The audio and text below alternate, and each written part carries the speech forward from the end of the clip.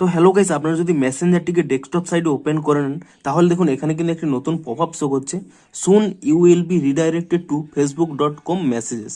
এমনকি এই পপআপটি ছাড়াও কিছু কিছু জনের হয়তো এরকম একটি পপআপ শো করছে, messenger.com will not be available after 15th April 2026।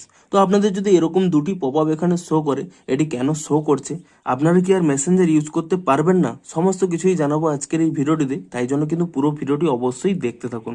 তো তার আগে ভিডিওটিকে অবশ্যই একটি লাইক করে দিন এবং এই চ্যানেলে যদি আজই নতুন এসে থাকেন এখনই চ্যানেলটিকে সাবস্ক্রাইব করে রাখুন এরকম নতুন নতুন ভিডিও দেখার জন্য। তো প্রথমে বলি এখানে এই পপআপটি কেন দেওয়া হয়েছে। দেখুন এখানে দেখুন স্পষ্টই কিন্তু এখানে লেখা রয়েছে messenger.com would not be available after 15th April 2026। অর্থাৎ এখানে যে আপনারা ওয়েবসাইটে গিয়ে messenger.com বলে সার্চ করেন, সেই messenger.com কিন্তু আপনারা ইউজ করতে পারবেন না। তা কিন্তু 15ই এপ্রিলের পর থেকে কিন্তু অফ হয়ে যাবে এবং আপনারা কিন্তু messenger.com-টিকে আর ইউজ করতে পারবেন না।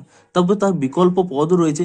আপনারা আর messenger.com-এ হয়তো আপনারা ইউজ করতে পারবেন না, কিন্তু আপনারা যদি মেসেজ করতে চান তার জন্য কি করবেন, দেখুন তার জন্য কিন্তু 3টি উপায় রয়েছে।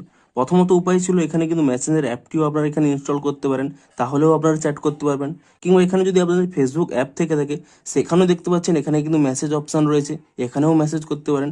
কিংবা ধরুন আপনারা ডেস্কটপ সাইডেই মেসেজ করতে চাইছেন, অর্থাৎ ডেস্কটপ সাইডে আপনাদের ফেসবুক এবং মেসেঞ্জার ছিল, সেক্ষেত্রে কি করবেন, প্রথমে কিন্তু এখানে facebook.com এখানে ওপেন করে নেবেন, অর্থাৎ ফেসবুকটিকে ডেস্কটপ সাইডে ওপেন করে নেবেন।